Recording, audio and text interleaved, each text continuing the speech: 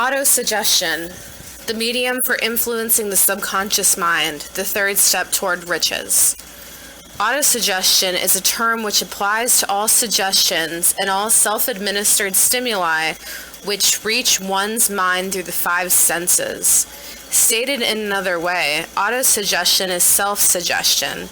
It is the agency of communication between that part of the mind where the conscious takes place and that which serves as the seat of action for the subconscious mind. Through the dominating thoughts which one permits to remain in the conscious mind, whether these thoughts be negative or positive is immaterial. The principle of autosuggestion voluntarily reaches the subconscious mind and influences it with these thoughts. Nature has built man so that he has absolute control over the material which he reaches his subconscious mind through his five senses, although this is not meant to be construed as a statement that man always exercises this control. In the great majority of instances, he does not exercise it, which explains why so many people go through life in poverty.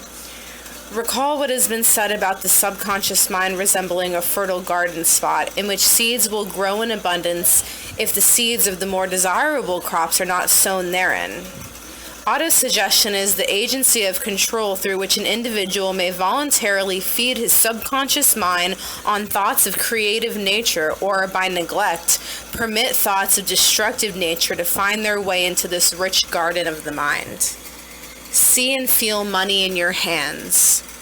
You were instructed in the last of the 6 steps described in the chapter on desire to read aloud twice daily the written statement of your desire for money and to see and feel yourself already in possession of the money.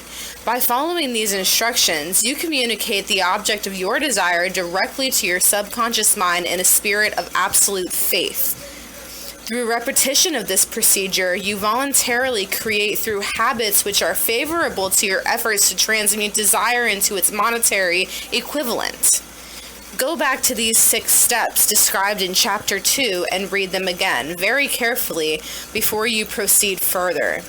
Then, when you come to it, read very carefully the 4 instructions for the organization of your mastermind group described in the chapter of organized planning. By comparing these 2 sets of instructions with that which has been stated on autosuggestion, you, of course, will see the instructions involve the application of the principle of autosuggestion.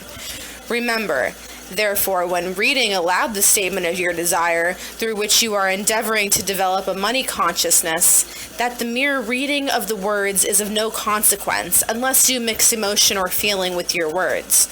Your subconscious mind recognizes and acts only upon which have been well mixed with emotion or feeling. This is a fact of such importance as to warrant repetition in practically every chapter, because the lack of understanding of this is the main reason the majority of people who try to apply the principle of autosuggestion get no desirable results.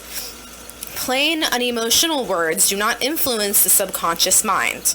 You will get no appreciable results until you learn to reach your subconscious mind with thoughts or spoken words which have been well emotionalized with belief. Do not become discouraged if you cannot control and direct your emotions the first time you try to do so. Remember, there is no such possibility as something for nothing. You cannot cheat even if you desire to do so. The price of ability to influence your subconscious mind is everlasting persistence in applying the principles described here. You cannot develop the desired ability for a lower price. You and you alone must decide whether or not the reward for which you are striving, money consciousness, is worth the price you must pay in effort. Your ability to use the principle of autosuggestion will determine very largely upon your capacity to concentrate upon the given desire until that desire becomes a burning obsession. How to strengthen the powers of concentration. When you begin to carry out the instructions in connection with the 6 steps described in the 2nd chapter, it will be necessary for you to make use of the principle of concentration. Let us here offer suggestions for the effective use of concentration when you begin to carry out the first of the 6 steps. They instruct you to fix your own mind an exact amount of money you desire. Hold your thoughts on that amount of money by concentration or fixation of attention with your eyes closed until you can actually see the physical appearance of the money. Do this at least once each day. As you go through these exercises, follow the instructions given in the chapter on faith and see yourself exactly in possession of the money. Here is the most significant fact. The subconscious mind takes any orders given it in a spirit of absolute faith and acts upon those orders through the orders have been to be presented over and over again through repetition before they are interpreted by the subconscious mind. Following the preceding statement, consider the possibility of playing a perfectly legitimate trick on your subconscious mind by making it believe, because you believed it, that you must have the amount of money you are visualizing, that this money is already awaiting your claim, that the subconscious mind must hand over to you the practical plans for acquiring the money which is yours. Hands over and the thought suggests in the preceding paragraph to your imagination and see what your imagination can or will do to create practical plans for the accumulation of money through transmutation of your desire. Do not wait for a definite plan, though which you intend to exchange services or merchandise in return for the money you are visualizing, but begin at once to see yourself in possession of the money, demanding and expecting meanwhile that your subconscious mind will hand over the plan or plans you need. Be on the alert for these plans, and when they appear, put them into action immediately. When the plans appear, they will probably flash into your mind through the sixth sense in the form of an inspiration. Treat it with respect and act upon it as soon as you receive it. In the fourth of the six steps, you are instructed to create a definite plan for carrying out your desire and begin at once to put this plan into action. You should follow this instruction in the manner described in the preceding paragraph. Do not trust your reason when creating your plan for accumulating money through the transmutation of desire. Your reasoning faculty may be lazy, and if you depend entirely upon it to serve you, it may disappoint you. When visualizing the money you intend to accumulate with eyes closed, see yourself rendering the service or delivering the merchandise you intend to give in return for this money. This is important. 6 steps to stimulate your subconscious mind. The instructions given in connection with the 6 steps in the second chapter will now be summarized and blended with the principles covered by this chapter as follows. First, go into some quiet spot, preferably in bed at night, where you will not be disturbed or interrupted. Close your eyes and repeat out loud so you may hear your own words the written statement of the money you intend to accumulate, the time limit for its accumulation, and a description of the service or merchandise you intend to give in return for the money. As you carry out these instructions, see yourself already in possession of the money. For example, suppose you intend to accumulate $50,000 by the 1st of January, 5 years hence, that you intend to give personal services in return for the money in the capacity of a salesman. Your written statements of your purpose should be similar to the following. By the first day of January 19th, I will have in my possession $50,000, which will come to me in various amounts from time to time during the interim. In return for this money, I will give the most efficient service of which I am capable, rendering the fullest possible quantity and the best possible quantity of service in the capacity of a salesman of, describe the service or merchandise you intend to sell. I believe that I will have this money in my possession. My faith is so strong, I can now see this money before my eyes. I can touch it with my hands.